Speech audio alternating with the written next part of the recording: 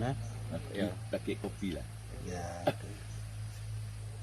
Kalau nggak salah labu salah satu makanan favorit Rasul juga ya Bu ya. Ya, ya. Luar biasa. Kan tahu deh. Sejarah. Sebenarnya semua konsep kita aja yang mau Benar Bu ya.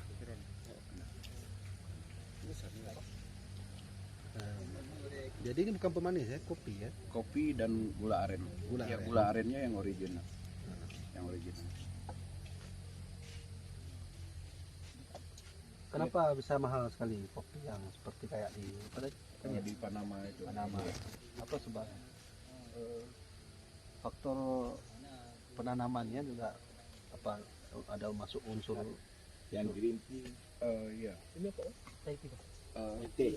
Taiti. Saya balik aja ke bagaimana Rasul menyuruh orang untuk mencari jodoh Bu ya.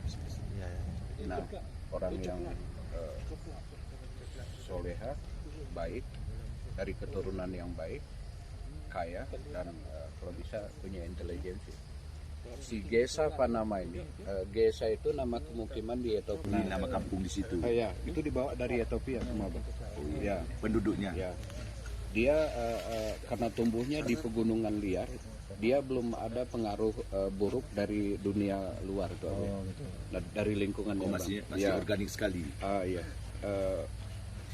Arabica ini kan kopi playboy. Maaf bahasa saya kadang-kadang agak apa Abu Iya, ya. iya. Jadi kalau kita gabungkan kayak gini dia Bang, dia akan menikah sama mereka tuh.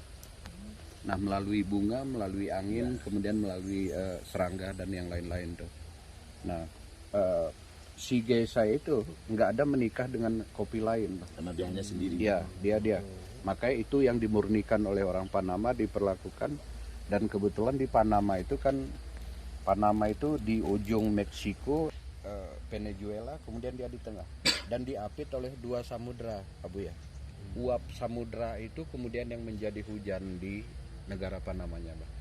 Itu yang kemudian selain ketinggian tempat tumbuhnya, Iklimnya beda. iklimnya itu sangat sempurna untuk si Sesuai ya. sama kopi itu. Ya. Jadi faktor itulah yang membuat Itu dia Bu ya. mahal.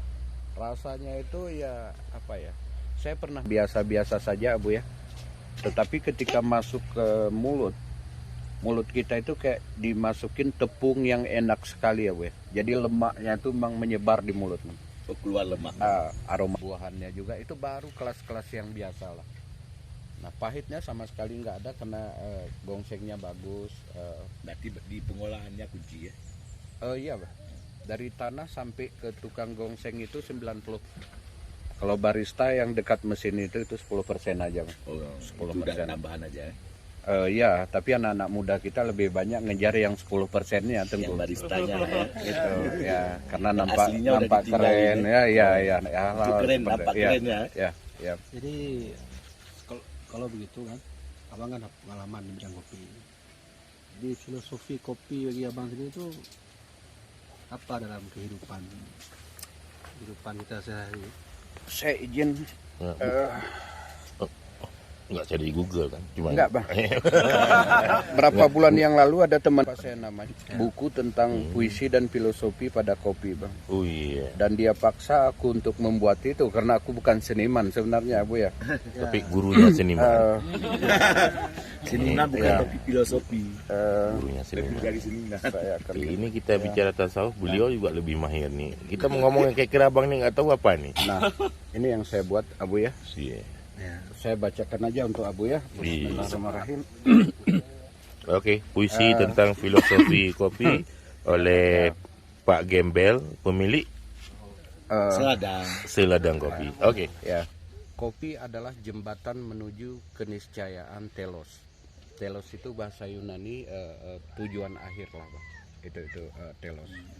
Kopi bukan sekedar zat, kopi mengaduk, merangkul semua dimensi konten dan kebahagiaan. Cakrawala tanpa batas berpikir. Aroma, rasa, dan karakternya menyentuh dan melampaui dengan romantis seluruh dinding imajinasi rasa.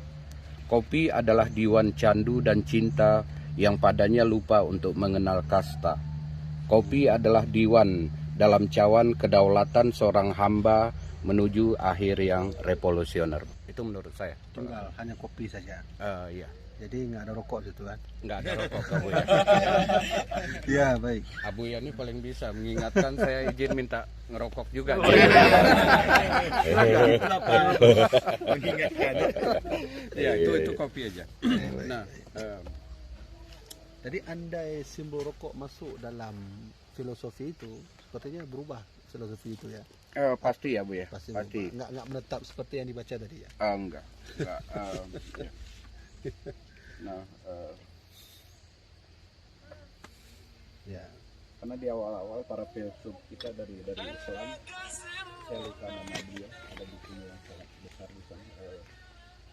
Dia bilang ke para istrinya, wahai para istriku, janganlah kalian melarangku untuk meminum bun sebelum kohwa, namanya bun, apa ya?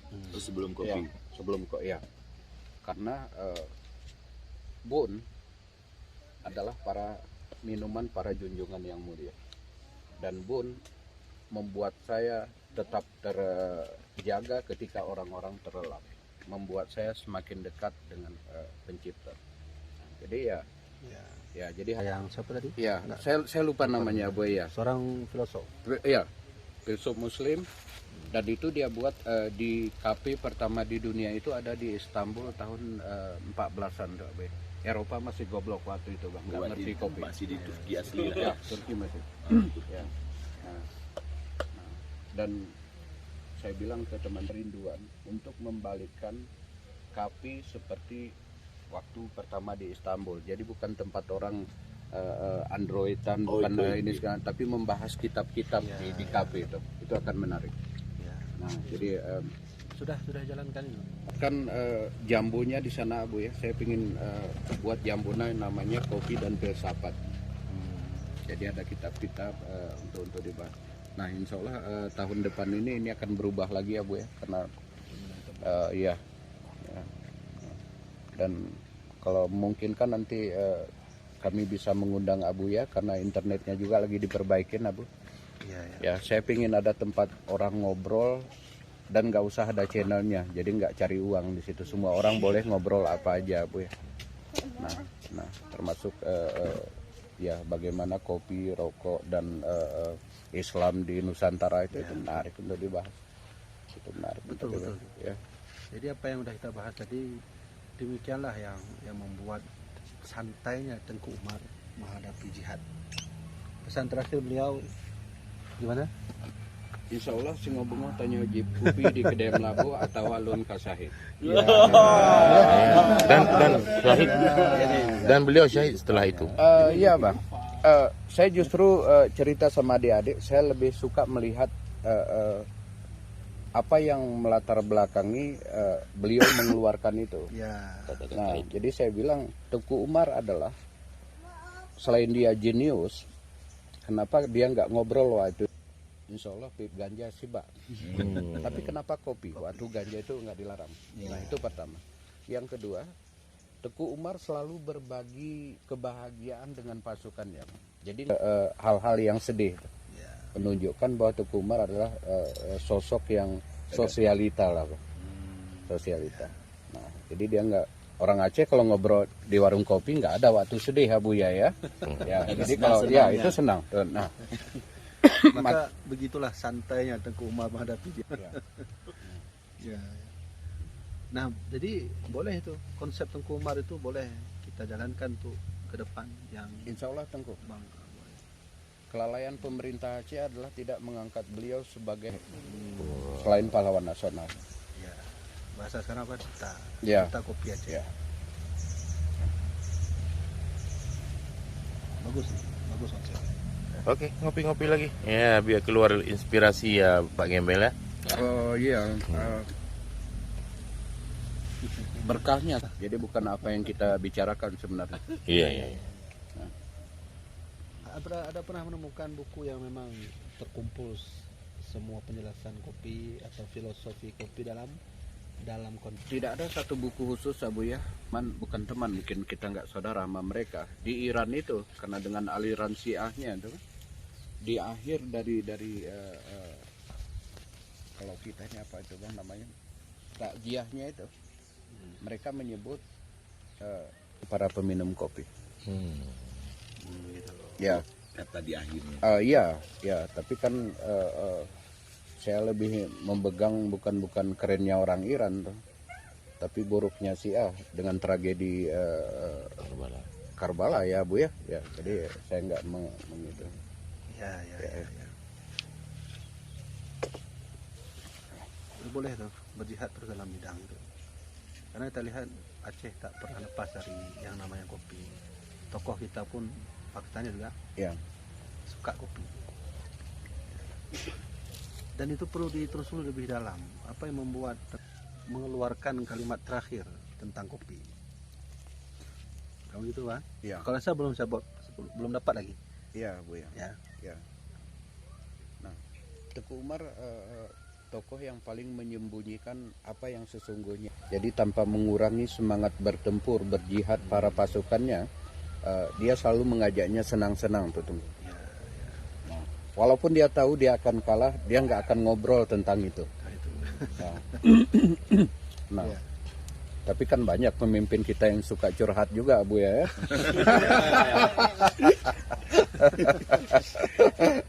Curhatnya sangat ketangkap koru. Kalau lagi nggak ketangkap diam-diam dia nggak bang. Iya, saya bilang ke bupati di sini, ke beberapa teman, kalau berencana menjadi pemimpin, jangan bercita-cita mati di tempat tidur rumah sakit yang mahal. Saya bilang kalau bisa dibunuh orang, dibaca orang, itu diasingkan orang, itu baru pemimpin. Ya. Ulama juga gitu ya. Saya nggak berani ngomong itu karena saya nggak punya dasar untuk itu, Abang. Imam Ya. Syafi'i meninggal. Nah, tadi pagi kita cerita tuh sama si adik itu. Saya bilang udah baca tuh kitab Al-Um tuh, saya bilang. Belum bang. Sebelum kamu baca, kamu harus tahu kenapa Imam Syafi'i membuat itu kitab. Karena si ibunya menggendong Imam Syafi'i yang berumur 3 tahun untuk ketemu sang guru yang ada di Kanaan, Palestina tuh, Imam Maliki tuh. Mantap ini. Tingkat tertinggi dari diskusi kopi itu ya kayak gini bang, dengan ulama, dengan pemikir. Iya bang, iya. Ya, saya setuju tuh, setuju sekali. Ya. Karena agama tidak bisa dilepas dari alam. Ya. Kami ada satu komunitas namanya MAPACE, Majelis Pengajian Manuskrip Aceh. Jadi kita mengaji manuskrip yang umurnya 300-400 tahun. Jadi insya Allah mungkin dalam hal ini akan tertampak nanti ke depan, termasuk kopi ini ya. Iya, Bu ya. Ya, mudah-mudahan. Ya. Dan baru ini saya baru teringat satu ide bahwa ngobrol kita tadi Ya. mengeluarkan kalimat terakhir dengan begitu santainya tentang Ya. kopi. Iya, ya. Mungkin PR bagi saya juga untuk saya cari apa alasannya. Iya. Saya setiap tahun menjadi fasilitator ke Universitas Teguh Umar. Kita ada MOU dengan mereka, Bu. Ya. Nah, jadi setiap saya masuk ke ruang kuliah, saya bilang sebelum mengajar, bukan mengajar, bercerita sebenarnya, Bang. Saya bilang syarat untuk masuk ke kelas saya cuma satu. Apa itu, Pak? Di pintu masuk, sebelum masuk ke ruangan, semua orang wajib minum kopi. Itu syarat utama ya. Itu syarat utama.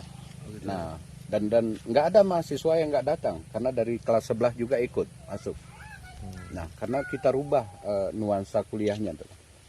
Nah, dan setiap orang nanti PR-nya adalah ketika dia minum kopi, rasa dan karakter apa yang tuh, itu yang kita bahas Yang dalam dikeluarkan dari kopi. dalam ruang kuliah. Ya. Nah, jadi ya menarik sekali, termasuk salah satu ketika kenapa perang Cumbu itu terjadi, karena para KP Belanda itu mengosongkan ruang tanda tangan para kaum bangsawan di Aceh. Ketika ditanya para ulama kenapa golongan bangsawan tidak tanda tangan ini, Belanda bilang mereka buta huruf, tapi mereka udah sepakat. Itu yang kemudian bangsawan dan kaum ulama dan masyarakat itu kemudian ribut di perang itu, karena Belanda sudah mengaduk-aduk itu. Oh, bukan karena David Attenborough. Mungkin di versi yang Yang lain. yang lain ya Bu ya. Ya saya melihat itu. Nah, karena pengaruh ada kedekatan juga orang bangsawan dan non bangsawan dengan Belanda, mereka diminta ditasbihkan sebagai golongan bangsawan baru. Nah, sehingga yang aslinya hilang. Yang kaum dasarnya. Ya, itu dia. Kaum dasarnya itu kan apa ya? Salman Al-Farisi itu yang dari Persia itu keturunan bangsa Nasir. Ya. Nah, kemudian ada berapa dari Hamzah Pansuri Abu ya? Ya. Pernah baca syair Hamzah Pansuri itu? Nah, saya malah dapat itu di Belanda, Bu ya. Ya. Di museum Belanda. Di Kalau- Leiden. Kalau perlu sama saya ada manuskripnya. Akan luar biasa sekali ya, Bu ya. Saya gimana? Itu Izin masih sebentar, Baik, Abah. baik, baik. Oh, ya, udah. Ya. enggak, itu masih bahasa Belandanya di